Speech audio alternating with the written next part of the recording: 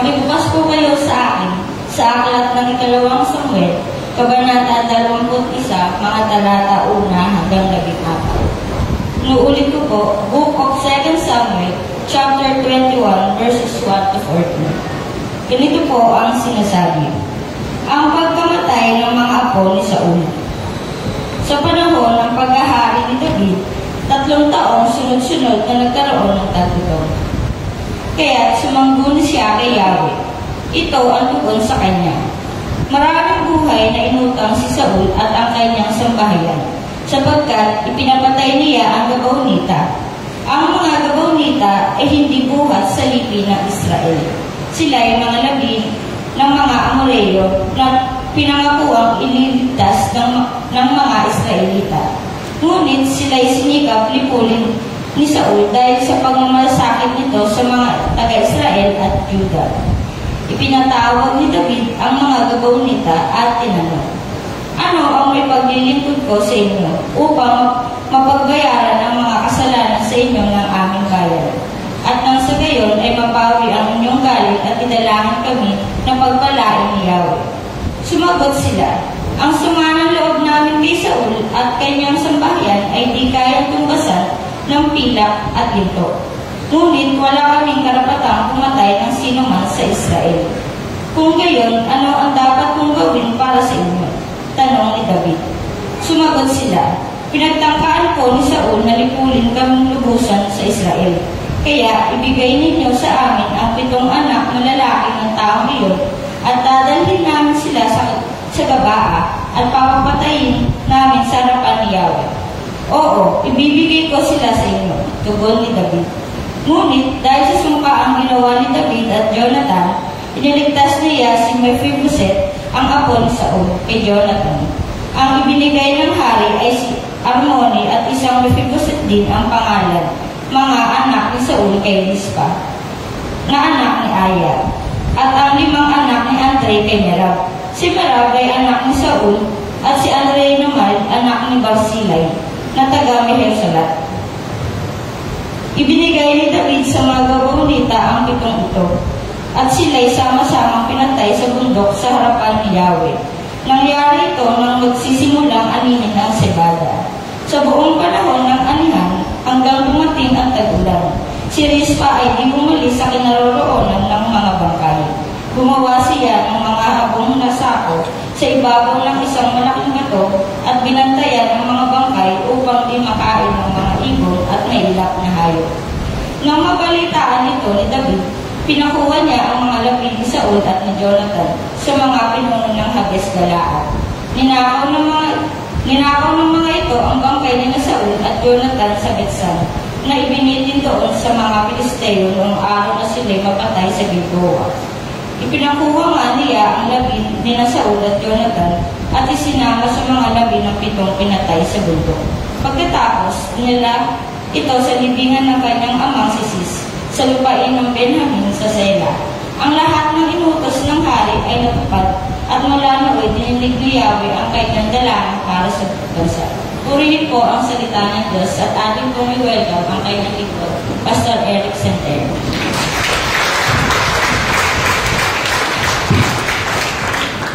Sige po, bumigit po tayo lang sa Panginoon. Nagpupuri po kami at nagpapasalamat, Panginoon, sa umaga po ito.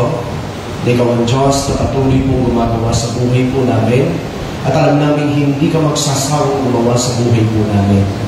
Lord, sa umagang ito, dalangin po namin, Panginoon, ikaw ang magpaunawa ng mensahe mo sa bawat isa sa amin, sapagat naniniwala po kami na ang salita mo po ay kayang magbuhay ng tao, kaya po magbago, kaya po, Panginoon, na kahit patay ay kayang buhayin. Walang bagay na hindi mo kaya. At sa umagang ito, hiling po namin na nawa, O Diyos, ang kapangyarihan po ng iyong salita ay kumilos sa bawat isa sa amin, Panginoon. Maranasan namin ang kapangyarihan ito. Lord, thank you po sa Holy Spirit na siya po magpapaunawa sa amin. Ito po ang aming samot dalangin sa pangalan ng Ama, ng Anak, at ng Espiritu Santo. Ang lahat po ay magsabi po ng Amen. Amen. Maratawag po natin si Lord. Maratawag po natin tayo. Ako po ay naniniwala na nagbukas na po ang pintuan ng pagpapala sa atin. Amen. Parang hindi kayo naniniwala. Yun po ang announcement po ni Kuya Edison. Ito po ay galing sa Diyos. Sapagat matagal na po tayo gusto pagpalain ng Panginoon. Gusto po tayong i-bless ng Diyos. Kaya lang, may bagay tayong gustong gawin ng Panginoon. Gusto ng Diyos, palakihin ang mga bahay natin, bigyan tayo ng magandang buhay, at gawin ang maraming bagay sa atin. Kaya lang, meron tayong dapat gawin din para sa Lord. Bago po pumunta na tayo nitong topic ko, kasi maganda lang mo yung naging dating sa akin, yung announcement na iyon. Alam niyo po, sa Old Testament, ay si Lord po, sa Book of Haggai, ay nagtatanong ang maraming tao. Kasi sabi nila, nagtatrabaho tayo, bakit parang walang nangyayari? Bakit kumikita ang manggagawa parang nalalaglag sa gustong butas? Parang trabaho ng trabaho, negosyo ng negosyo. Pero bakit parang walang nangyayari?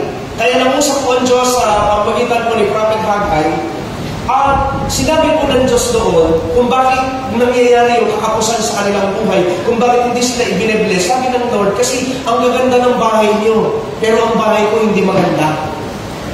No, sabi ng Panginoon, yung bahay niyo ang gaganda, pero yung bahay ko pinababayaan ng wasak. Sabi ni Lord, kaya ang gawin ninyo, pumunta kayo sa mundo, kumuha kayo ng mga kahoy, at gawin ninyo ang napakagandang templo ko kung hindi ko kayo pagpalain. Kapatid, ito pong bagay na ito, na project na ito, ay talagang dapat natin gawin kasi madami na po tayo. Amen po ba? Alam nyo, kanina ko ba nakatayo yung mga bata dito? Dalawang bagay na pumasok sa isip ko, ako po talaga naiiyak kanina. Una-una naiiyak ako sa matandaan pala ako. Kasi tinitingnan ko kanina yung mga children dito, nakikita ko si Matt, si Mia, tapos yung anak ni Ruth, tapos yung anak ni Laika, anak ni Cathy, anak ni Lala. Sino ba? Puro mga dati na, sino ba hindi ko nabanggit? Anak ni Jen. Anak ni Jen. Na lahat po ito ay mga youth na dumaan din po sa amin. So sabi ko, inilalagay nito sa isip ko, at sa puso ko na dapat talaga tayong maghanda ng mas malaki. Kasi mo, bakit? Hindi ba kayo umayo sa sipag yung gumawa ng anak, dadami talaga tayo. So, ibig sabihin, mga kapatid, walang bagay na hindi tayo dadami talaga. At kukulangin talaga tayo. Kaya, kung gusto niyo po na talagang i-bless tayo, sabi nga ni Brother Danny, minsan kumbati pa tayo, talaga binibigyan ng Diyos na maraming gano'n, hindi mo talaga tayo pasya, babagsak tayo dito. Kaya, sisimulan mo natin ang project na ito at huwag kang papayag na wala kang part kahit isang pako. Amen. Kasi natin, pag hindi ka nakibahagi dito, pag binibless na kami, huwag kang manghihingi. Bakit? Ibe-bless po talaga ng Diyos ang mga tao po na magiging parte po ng project na ito. Amen po ba? So, purihin ng Panginoon, palagpakan natin si Lord. Hindi po yan ang sabi ko. Ito ay pinakita lang ng Panginoon kanina sa ating pare-pareho. So, pasok na po tayo doon sa ating pong topic ngayong umagang ito. Lahat po siguro tayo ay nakapagsambit na ng mga katagang, bakit ako nadamay dyan? Nasabi niyo ba yan? Bakit ako nadamay dyan? Or, bakit ngayon pa nangyayari ito? Pangatlo, anong kinalaman ko dyan? Diba? Pang-apat, bakit ito nangyayari sa akin? At panlima, kailan ba ito matatapos? Guro, ito po ay pinagdaanan nating pare-pareho. Wala kong taong di dumaan sa katanong ito, mga kapatid. Lahat ng tanong na ito ay dumarating sa isipan natin kapag may mga nangyayari daw po sa buhay natin na hindi natin maunawaan. Ang mga tanong na ito ay lumalabas sa ating bibig at sa ating kaisipan pag may mga bagay daw po na nangyayari sa ating buhay na hindi natin maintindihan. Pero ang lahat daw po ng pangyayari or mga katanungan ito ay may kasagutan sa likod ng mga nangyayari. Kaya ang topic po natin ngayon ay pinamagatan ko pong ang nawawalang pamagatan. Pinamagatan ko pong behind the scenes. O, sa likod ng mga eksena. Yan. Sa likod ng mga nangyayaring eksena sa buhay natin, may dahilan ang Diyos. Amen ba? At doon sa behind the scene na ito, ay hindi ito ipinakikita agad talaga. Minsan, kahit sa isang pelikula, wala kang mapapanood na pelikula na ipinakita na ho ang ending. Kasi pag pinakita na ang ending, wala nang ganang panoorin. Liban sa mga taong tamad, lalo sa YouTube, na naiinip tayo, pino-forward na natin kung ano ba talaga ang mangyayari. Pero pansinin mo, pag pinorward mo ito, may mga mamimiss kang aral, may mga mamimiss kang kasaysayan, at walang kwenta rin yung pinanood mo. So, ganoon din po sa buhay natin, mga kapatid. Sa buhay po natin, may behind the scenes na nangyayari po sa buhay natin na huwag nating shortcutin. Kasi pag shortcut natin ito, matatapos na ito, pero wala tayong natutunan sa buhay. Amen? So, ano ba yung summary ng binasa ni Ate Apple na mahaba-habang pagbasa? No. So, bigyan natin ng, ano yung pangyayari doon? Bukod sa binasa na ni Ate Apple, medyo bigyan po natin ng din. Kasi sa panahon nga daw po na yun, na paghahari ni David, ay kapapasok pa lamang po niya sa kanyang paghahari, ay sinalubong na siya ng 3 taong tagutom. At doon po sa panahon na yun, si David po, nung naranasan niya yung paghahari na iyon, ay sumangguni siya kay Lord, kay Yahweh. Humingi po siya, bakit Lord? Bakit nangyayari ito? At tumugon ng Panginoon, sabi po doon, na ang nangyari niyan ay kagagawa ni Saul. Kagagawa ni Saul. Bakit? Sapagkat si Saul po ay may sinirang kasunduan doon po sa Gibeonita na tinatawag, taga-Gibeon. Ngayon, ang naging kabayaran doon sa hindi pagtupad sa kasunduan ni Saul ay nadamay po ang kanya, yung anak niya kay Rizpa. Ano po? Ito daw po ay ipinapatay. So, nadamay dito yung si Rizpa at yung kanyang mga anak ipinabitay. At doon po sa pangyayari, nakikita natin na lahat ng bagay, may hiniling ang mga taga-Gibeon at tinupad ito, binitay, hanggang sa dumating na na-solve yung tagutom at dininig daw po sila ng Panginoon. So doon po tumakbo ang istorya natin, mga kapatid. Ngayon, ano yung connection nung pangyayari na iyon doon sa buhay ni David, sa buhay ng mga nilatispa o yung mga napahamak o nadamay, ano yung connection nito sa ating mga buhay? Ito po ang ating pag-aaralan ngayon sapagkat may mga bagay po minsan na nangyayari sa ating buhay na sabi ko nga, hindi pangit yan. May tinuturo lang si Lord. So, 3 bagay lamang po ang ating pag-aaralan ngayon, 3 lang ang points natin. Ano yung mga bagay na matututunan natin sa istorya na iyon na ma-apply natin sa ating mga buhay? Una daw po sabi dito, nagdurusa dahil sa kagagawa ng iba. Minsan, may mga hirap daw po tayo at dusa na nararanasan sa buhay natin na hindi naman talaga natin gawa. No? Na minsan daw po, nararanasan natin ito na gawa ito minsan ng iba. Okay? Gawa ng iba, pero tayo ang nagsasaper. Halimbawa, tulad nung nangyari nga kay David, di po ba, siya ang sumalo ng problema na ginawa ko ni Saul. Walang kamalay-malay po itong si David na ito pa lang si Saul, bukod dun sa gusto siyang parahin. Ano, siguro ako si David, higil na ito si David kay Saul. Diba itong hari na ito, gusto na ako ipapatay? No? Tapos nung namatay, ako pa rin ang sasalo ng lahat ng problema niya.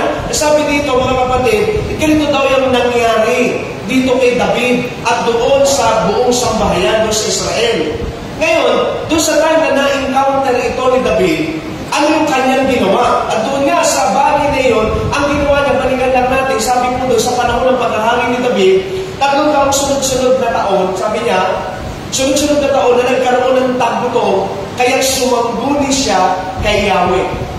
No? Sumangguni siya kay Yahweh, at sabi nga ho, ito yung tugon.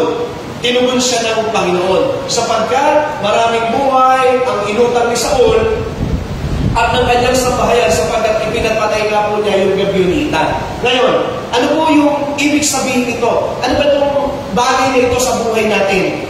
Minsan daw po, sa panahon, minsan may mga panahon dumadating sa ating buhay, yun nga sabi dito, na bakit ako nagdurusa, hindi ko naman ito ginawa.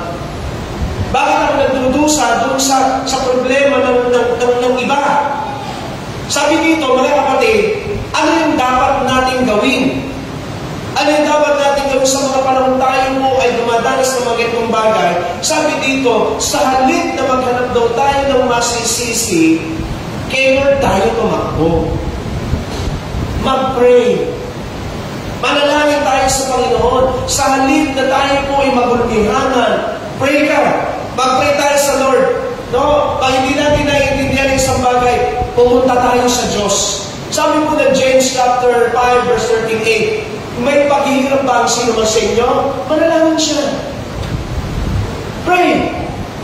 Pray tayo, takbo tayo sa Panginoon. Mga kapatid, kung meron man tayong unang takbuhan sa mga panahon hindi natin maintindihan lahat kay Lord. Amen. Kasi si Lord ang may-ari ng pangyayari. Siya yung nakakaalam eh. Siya yung direktor ng buhay natin eh. Doon sa scene ng pelikula, kasi kada tayo may kanya-kanyang istorya tayo eh. Ang istorya ng bawat isa sa atin iba-iba. At yung istorya ginawa ng Diyos sa iyo, alam ng Diyos kung paano mo tatapusin. At alam ng Diyos na magtatapos ito sa papalakpakan mo si Lord. Sa pupurihin natin si Lord, sa pangarangalan natin si Lord. Kasi ako madalas kong binabanggit, pag ako ko'y tumatayo dito, ang paniniwala ko, ang Diyos ay hindi sadista. Na hindi natutuwa ang Diyos na naghihirap tayo. Hindi ganun ang Diyos na kapag tayo na mong problema, kapag tayo naghihirap ng kalooban natin, hindi pumapalakpak ang Diyos at sinasabing buti nga sa iyo. Hindi ganun si Lord. Pero, dito makikita natin, ang gusto ng Panginoon, tumakbo tayo sa Kanya. Amen ba? Tawagan si Lord. Gamitin ang cellphone ni Lord, ang number ni Lord. 333, hindi 911. Sa tao 911, pag naaapi, 911. Sa Lord 333. Jeremiah 33:3. Sabi ng Panginoon, meron ka bang hindi naiintindihan? Dito mawag ka sa akin. Sabi ng Jeremiah 33, kung mananalangin ka sa akin, tutugunin kita. Ipapahayag ko sa iyo ang mga bagay na dakila at yung mga bagay na hindi mo maunawaan. So pag nag-pray tayo, lahat ng bagay na hindi natin naiintindihan, lahat ng bagay na mahiwaga na gusto mong malaman, ipakikita ng Diyos yan. Amen po ba? So kailangan lang mag-pray. Kailangan lang si Lord agad ang unang takbuhan. Ano si Daniel mo? May istorya ni Daniel, sabi niya dito, nang malaman ng Daniel na nilagdaanan ng hari ang ngayong kautusan, umuwi siya, lumuhod siya, nanalangin at nagpasalamat sa kanyang Diyos sa isang silid sa itaas ng tinitirahan niya, nabukas ang bintanang nakaharap sa Jerusalem. 3 beses niyang ginagawa ito maghapon, gaya ng kinaugalian. Ano ba yung istorya na to? Sapagkat si Daniel po ay talagang naninindigan sa Diyos. Ano? So ang gusto ng hari, ito si Daniel, ay talagang hanapan ng butas, lalo na si Daniel. Kasi si Daniel po ay itataas ng tungkulin sa istorya na yan. So dahil napakatalino po ni David, ay ni Daniel, siya po itataas ng tungkulin, nakainggitan siya. At dahil nakaingitan po siya, walang maipinta sa kanya. Napakabait, napakaganda walang pag-ugali niya. Ngayon, isa ho ang nakitang butas sa kanya ng mga kalaban niya. Sapagkat itong si Daniel ay sobrang tapat sa Diyos. Sabi ng tatlo, manang, di ba nagpadala ka ng kasulatan? Di ba nagpamigay ka ng magaganap sa iyong nasasakupan? Na lahat ng mga hindi susunod sa iyo, papatayin? Itong si Daniel, hindi sumusunod sa iyo. So, nung nalaman mo ni Daniel na nakapagpagawa na ho ng kautusan, ano ang ginawa niya? Umuwi siya. Pumunta siya ng kwarto. Ano daw po ang ginawa niya? Nag-pray. Nag-pray. Ilang beses? 3. 3 times siya nag-pray. Iniluhod niya ito sa Panginoon. At ano ang nangyari? Tinulungan sila ng Panginoon. Hindi po ba si Daniel ay pinakain sa leon? Nakain ba? Hindi. O yung tatlo niyang kaibigan, Sina Shadrach, Meshach at Abednego, inilagay sa apoy, nasunog ba? Hindi. Bakit? Si Lord ang kanilang pinaniwalaan, si Lord ang kanilang pinagtiwalaan, si Lord ang kanilang tinakbuhan. Amen. Sa panahon na dumadating sa buhay natin, na wala tayong kontrol sa buhay natin, puntahan natin ang Diyos na may kontrol sa buhay natin. Amen. Tayo walang kontrol sa buhay natin. Sabi nga, ang pwede mo lang panghawakan sa buhay mo, yung every seconds na pumapatak ako ngayon, ikaw, ako, ang pwede mo lang panghawakan ngayon, itong seconds na ito, na 9, ano ba ngayon? 9:40. So kada patak yan lang yung kaya mong panghawakan. Hindi mo kaya panghawakan ng alas 10 kung makakababa pa ako dito. Ikaw ba, naniniwala ka na kahit makakababa ka pa mamaya, walang nakakasiguro doon. Wala tayong kontrol sa buhay natin, pero ang Diyos ang may kontrol sa buhay natin. Wala tayong kontrol sa nangyayari sa buhay natin, pero si Lord ang may kontrol sa nangyayari sa buhay natin. So ang Diyos ang unang takbuhan. Kasi hindi natin maiiwasan talaga na may mga bagay po talaga na kahit ayaw natin mangyari sa buhay natin.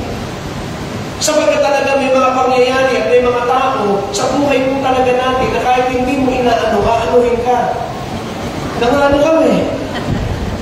Ganun po talaga. Ano mo? May mga bagay na hindi talaga tayo titigilan. Kahit naglilingkod na tayo. Kasi bakit? Andyan ang kaaway.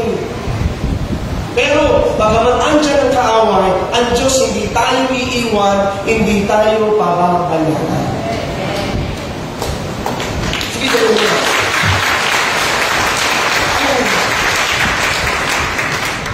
Number 2, sabi dito, nagduros ang iba dahil sa atin. Bawi naman sila. Minsan tayo, sa kikiwa nila minsan naman, sila naman, nagdusa dahil sa atin. Minsan daw may mga taong naghihirap, no? Dahil sa atin. Bakit? No? Dito, sa naranasan ko ng mga Israelita, hindi ba sino may kagagawa ng tagutom nila? Kaya nagkaroon ng tagutom si Saul. Bakit? Sapagkat si Saul po ay sumira sa kasunduan. Kasi sa panahon mo kasi ni Joshua, pinita na ito ay nagsinungaling sila. Sapagkat lahat ng madaanan ng mga Israelita, sasakupin nila papunta sila sa Promised Land. Ngayon, napalitaan ng Gibeonita na ito na mga Israelita. Kaya ang ginawa nila, nakipagkasundo sila kay Joshua, sabi nila, mga taga-ibang lugar kami. Hindi kami taga dito, mga dayuhan kami. Kasi si Lord, si Yahweh, ay mga dayuhan, binibigyan din po niya ng importansya. Binibigyan ng Panginoon ng pagmamahal. Kung makikita niyo po, release lang ko ng konti para makita niyo lang na si Lord ay kahit dayuhan, kahit hindi Israelita ay mahal. Sa panahon po noon, kapag nag-aanihan, sabi ni Yahweh, huwag niyong gagapasin yung nasa gilid. Sa mga dayuhan yan. Kapag may mga taga-ibang bayan, patuloyin ninyo. Mga dayuhan yan. So, itong Gibeonita na ito, nalaman nila ang prinsipyo ni Yahweh sapagkat si Yahweh hindi ginagapi, hindi pinahan itong mga dayuhan. So, nung sasakupin na ho sila, sabi nila, hindi kami taga rito. Taga-malayo kami. At pwede ba, sabi niya kay Joshua, pwede ba makipagkasunduan? Huwag niyo kaming lipulin. Ngayon, sabi ni Joshua, sige, hindi natin kayo lilipunin. So, namuhay ang Gibeonita ng maayos, hanggang dumating yung time, hanggang sa paghahari ni Saul, kaya lang doon sila pininsala ni Saul. Sapagkat si Saul po, yung panahon na iyon, ay sumusunod siya sa bayan, sa tinig ng mga tao. Kaya sinabi ng mga Israelita na kailangan mamatay ang Gibeonita na yan, pinatay ngayon ni Saul. At doon ang problema ho, dahil sa ginawa ni Saul, noong panahon na ng paghahari ni David, napunta sa kanya ngayon yung problema ang ginawa ni Saul. Nasa pagtupo niya ho, naboto siyang presidente, pumabaha ngayon. Yan na nangyari. So, nung lumaw po siya, ang politika ng plano. Baka sabihin niyo, sino kaya sa pastor? Duterte ba? Wala mo po rin. Ang glorious ay wala ko tayong ini-endorse. Si Lord ang ini-endorse natin. Amen. So, balik ako. Seryoso kasi ngayon masyado. Ngayon, dumating mo yung time ngayon na ito naman, nagkakaroon na ng tagutom. Kaya, ang ginawa nga ho ni David, humarap siya kay Yahweh at sinabi nga ni Yahweh ang may problema sa Saul. So, ang ginawa naman ho nito, di ba? Nung nalaman ho niya, ayun, gumawa siya ng paraan at kinausap niya ang Gibeonita, ano ba talaga nangyari? At sinabi nga ho na yun nga ang problema. Ngayon, ano yung connection ito naman sa buhay natin, mga kapatid? Kapag may mga nangyayari ho sa buhay natin, bakit parang hindi yata normal na nangyayari sa buhay natin? Bakit parang yata, ba't ganun? Katatapos lang ng isang pagsubok mo, bakit may pagsubok na naman? At katatapos pa lang ng isa, ayan na naman. Di ba parang hindi tayo tinatantanan? Balikan ang ating sarili. Balikan ang ating sarili at ang pinakamasakit minsan, baka, yun nga, baka may nadamay ang ating pamilya, ang ating anak. Balikan natin. Kasi bakit? Baka tulad tayo ni Saul, na meron tayong pangako at kasunduan sa Diyos na hindi natin tinupad. Amen. Sabi dito, baka may napangakuan, baka nakapangako tayo sa Diyos. Kasi alam mo, ang tao madaling mangako sa Diyos, lalo na ho kapag dumadaan ang pagsubok. Kapag may karamdaman, kapag may pighati sa buhay, Lord, makaraos na ako dito, Panginoon, maglilingkod na ako sa iyo. Lord, masolve lang itong problema nito, sisimba na ako ng madalas sa iyo. Lord, matapos lang itong problema nito, magpapakatino na ako. Maraming pangako na, Lord, matapos lang ito, Panginoon. Totoo na to, Lord, totoo na. Pexman. Pexman pa. Lord, sige na. At minsan nakapangako din daw po tayo sa tao. Alam niyo po, mga kapatid, ang pakikipagkasundo natin sa tao, pakikipagkasundo natin sa Diyos. Kaya ang maglabag natin sa pakikipagkasunduan natin sa tao, sa Diyos natin ito ginagawa. At minsan, nakikipagkasundo, hindi ba makipagkasunduan sa sarili niya? Pinangako ko sa sarili ko, gagawin ko na ito. Ano mga kapatid, kahit sa ating sarili tayo nangangako, sa Diyos ka pa rin nangako sapagkat ikaw ay templo ng Diyos. At kapag hindi natin tinupad, at kapag hindi natin natutupad ang ating mga ipinangako sa Panginoon, baka ito ang sanhi na minsan bakit hindi tayo pinagpapala ng Diyos. Na kung bakit papasok na sana ang blessing ni Lord, bakit naputol pa? Bakit nandiyan na talaga yung pagkilos ng Diyos? Bakit gumagawa na sana ang Panginoon? Bakit naputol pa? Parang pelikula. Ang ganda na nang nangyayari, darating ang kontrabida. Di ba mga ganyan? Alam niyo mga kapatid, ang pangangako sa Diyos ay dapat tinutupad. Sabi po ng Mga chapter 5, verse 4 hanggang 6, kung mangangako ka sa Diyos, tuparin mo ito agad. Hindi siya nagulugod sa taong mangmang. Kaya tuparin mo ang iyong pangako sa Kanya. Mabuti pang huwag ka nang mangako kaysa mangako nang hindi mo tutuparin. Sabi niya, sabi ng 6, huwag mong pabayaang magkasala ka dahil sa iyong pananalita. Mangangako ka at pagkatapos ay babawiin mo. Sa ganyan, galit na galit ang Diyos. Kung magkagayon, hindi ka niya pagpapalain sa anumang bagay na iyong ginagawa. Kala natin, no? Alam mo, minsan, ang pagiging Kristiyano, back to basic lang. Minsan, ang dami natin, ang layo ng tinatanaw natin kung bakit nangyayari ang mga bagay na ito. Baka minsan sa simpleng pangako lang natin sa Lord, doon lang pala tayo nasira. Amen.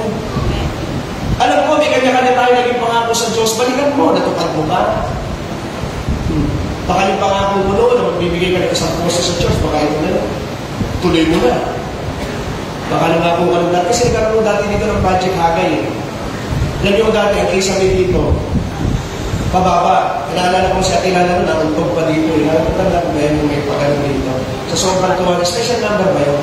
Sa sobrang babaw ng bubong natin, tumalon sa tilala, untog din sa may halili. So, ngayon nagkaroon tayo ng Project Hagay. Ito po sa panahon po ni Pastor Biming. Nung sa mga nakaabot po nito, ito po binuksan. Talagang si Satan minsan napakasar Nung nag-Project Hagay, nagpe-pray kami sa kulong gumba. Bukas ang kalangitan, nakalain mo umulan. Nandito ba kayo na pastor sa ilalim? Nandito sila mami, nasa ilalim. Lahat po ng kalalakihan nagpe-pray sa pulong gubat ay ibinyahin dito, magdamag kaming naglilimas. Nilatagan dito ng sakong blue. Nilatagan dito ng sakong blue kasi napapasawa yung gamit nila, daddy at mami sa ilalim. Pero mga kapatid, yung Project Hagay na ito, nagawa ito. Baka naman, nung nangako ka na 5 yero, tapos nakita mong buo na pala, okay na pala buo na pala Baka nangako tayo ng simento, okay na pala, hindi na pala si simento Ako din naman nagpapaalala lang. Wala akong panghusga. Nagpapaalala lang na baka may pangako tayo na hindi natin tinupad. Kung sinasabi, Pastor, binibless na ako ng kapatid, mas marami pang darating. Kung talaga tayo makatutupad sa pangako. Ay sinasabi, galit na galit. Alam niyo, inulit. Sa ganyan, galit na galit ang Diyos. Galit pala ang Diyos sa mga taong nangako nang hindi niya pinutupad. Mga kapatid, kaya napakahalaga po ng integridad sa pananalita. Yung tinatawag na palabra di Delpin. Kasi nanay ko si Honor. Ang tatay ko si Delpin. Palabra de honor. Ang ibig sabihin, kapatid, alam niyo, ang salita talaga natin, dapat binabantayan natin. Ang dila natin, mga kapatid. Alam mo, ang salita po natin, pagkatao mo yan. Itataas natin ang ating pagkatao at ibababa natin ang ating pagkatao base sa salita mo. Kapag nasira kang minsan, sira ka na. Ang sasabihin ng mga iba, ganyan lang naman niya. Kaya tayo pag sinabi natin kay tao man, sa Diyos man, sa sarili man natin, tuparin mo kapatid. Tuparin mo. Huwag kang gumaya kung tayo gumaya kay Saul na hindi niya tinupad ang kasunduan na damay ang marami mga Israelita. Amen. Salamat. Amen. Ay dapat po siya. Pangatlo, parang walang pakialam ang Diyos.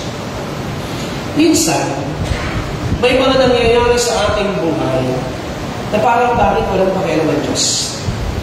Na bakit parang hindi siya tumutulong sa atin. Na bakit parang ang tagal niyang gumalaw. Na bakit parang ang tagal niyang mag-solve ng problema. No? Ganito mo ang nangyari kay Rispa. Sino si Rispa? Masarap po yun.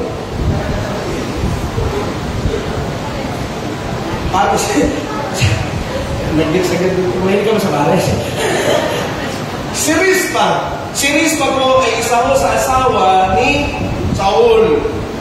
At yung 7 anak po nila, mga kapatid, nadamay. Diba? Ipinabitay sila. At alam niyo mga kapatid, yung karanasan po ni Rispa ay nangyari mo dahil po doon sa nangyaring hindi pagsunod ni Samuel. Mahabang panahon po na walang katarungan ang nangyari po doon sa 7 anak po ni Rispa. Balikan mo natin yung binasa ni Apple. Tingnan niyo ito. Sa buong panahon ng anihan hanggang sa dumating ang tagulan, si Rispa na anak ni Aya ay hindi umalis sa kinaroroonan ng mga bangkay. Gumawa siya ng isang sinumansama sa ibabaw ng isang malaking bato at binantayan ng mga bangkay upang hindi makain ng ibon at ng mga mailap na hayop. Ayon sa pag-aaral, ang anihan ho sa panahon na yon ay tumatagal daw approximately 3 to 6 months. O 3 na lang, 1 than 6. 3 months, hindi ka aalis na nakabiting ang mga anak mo. Binigti. At sa loob ng 3 months na iyon, maghihintay ka ng katarungan. At sa loob ng 3 months na iyon, anong ginawa mo dito?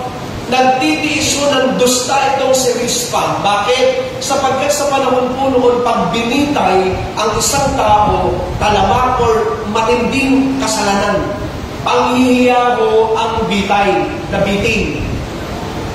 Kaya si Jesus Christ, pinako. Sapagkat sa panahon ng Roma, ang pinaka-kahiyahiyang kamatayan ay krus.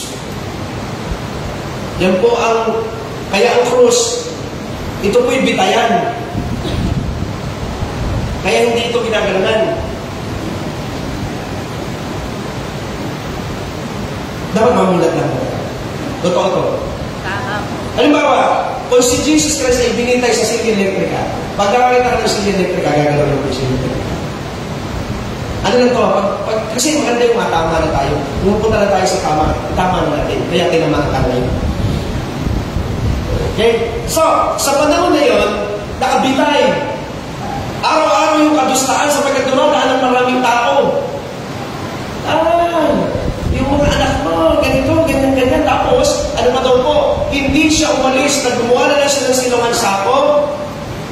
Sapagkat bakit? Naaagnas na yun. Kakainin na ng mga ibon yun. Kakainin na yun ng mga hayop na maiilap. Hindi niya pwedeng iwanan. Hindi siya pwedeng magliwaliw ng panahon na yun. Nandoon lang siya. At higit sa lahat, walang bangkay na hindi umahon. Ang baho nun.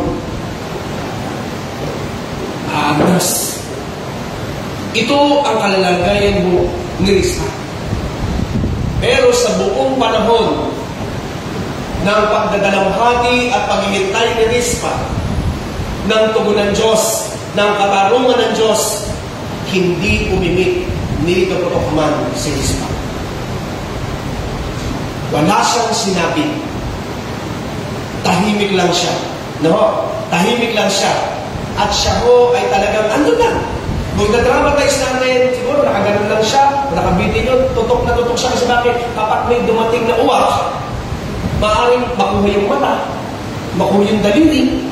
So, masakit yun sa isang magulang. Sino dito magulang? Asa kamay. Yung sobrang gulang, asa kamay. Hindi baga ang anak niyo ho, makitaan mo lang ng kagat ng lamok, lalo pag baby. Makitaan mo lang na may konting rashes. Kasi, social ka, rashes. Pag mahirap, nakitaan mo lang ng buni ang anak mo. Pag mayaman rashes, pag mahirap, buni. Pag mahirap kurap, kuriko. Alam niyo tayo kuriko? Alam niyo, banin. So, nakastep ba pa mapunta ang sinasabi ko? Ang sinasabi ko lang dito, sa panahon ng lahat ng iyon, nanahimik lang itong si Rispa.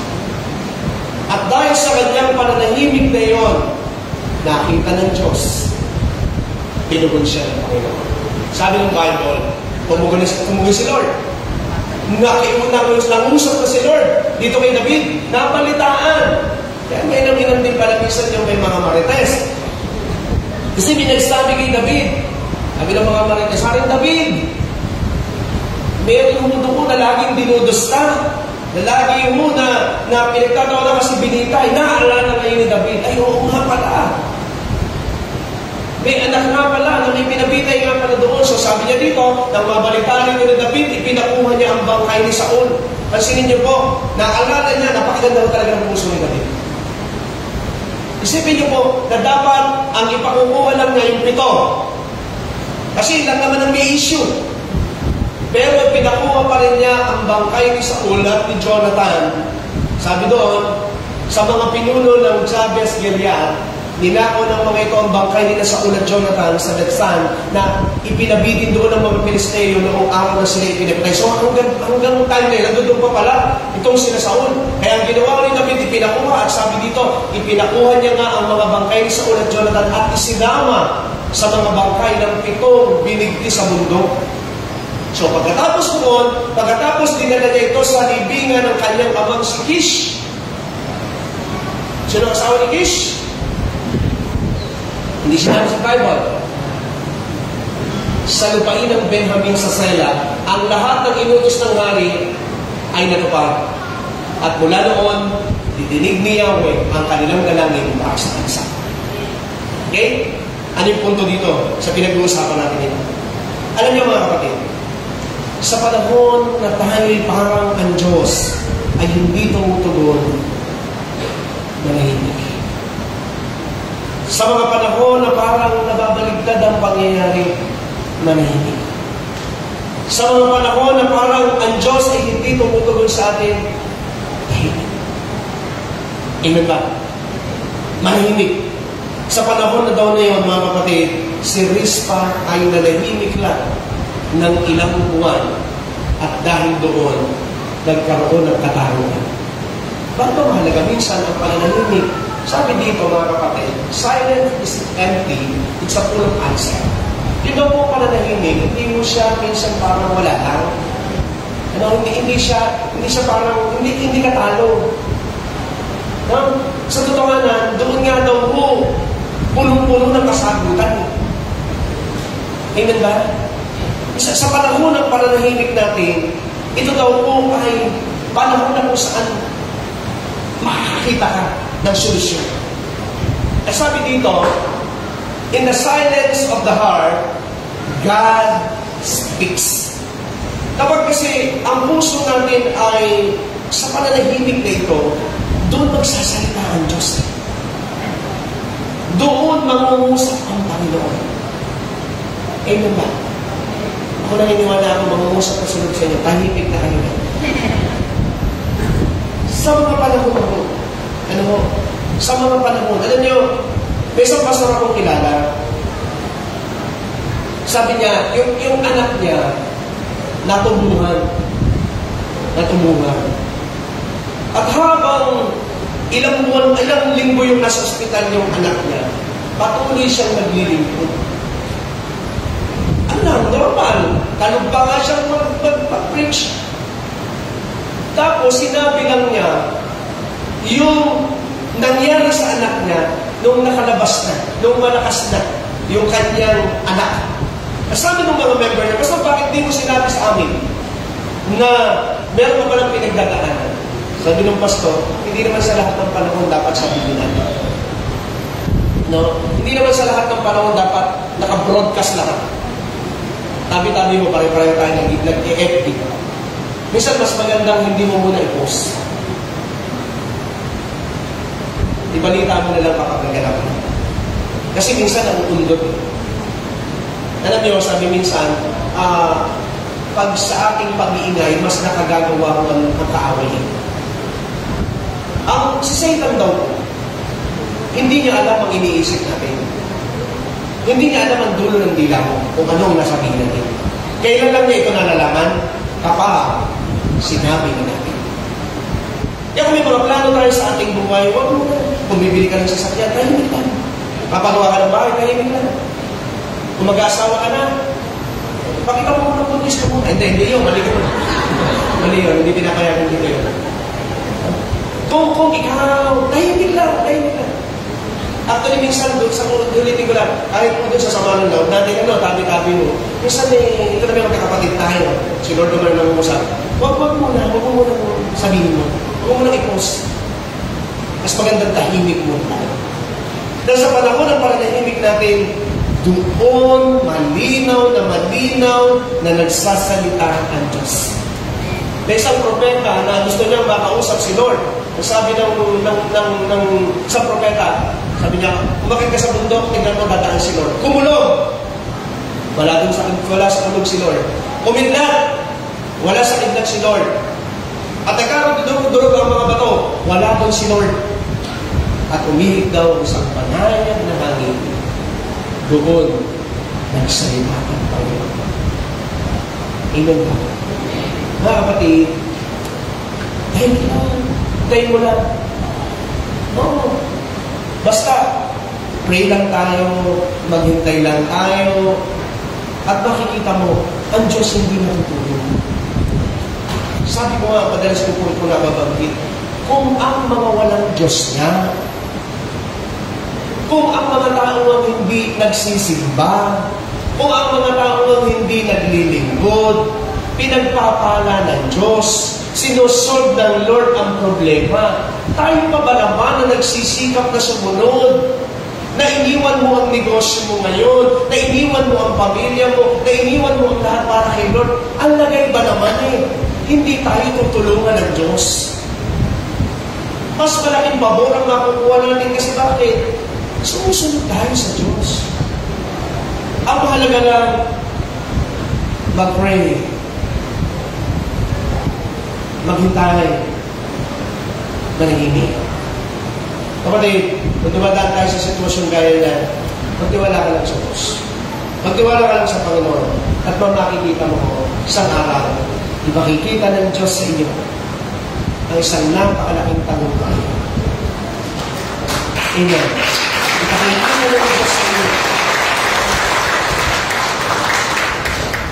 Kayang antigin ng Diyos ang puso ng isang tao. Sabi ng kasabihan ng matatanda, patumang napakatigas na madalas natutulungan ang patak ng ulan na ukukit din yan. Walang pusong matigas sa Espiritu ng Diyos. Walang pagpapalang hindi dadating kapag inutos ka ng Diyos. Walang karamdamang hindi gagaling pag ginusto na ng Diyos. Amen. Lahat ng bagay kayang gawin ng Diyos. Hintay ka lang. Sabihin mo sa katabi mo, maghintay ka lang. Ano sabi sa'yo?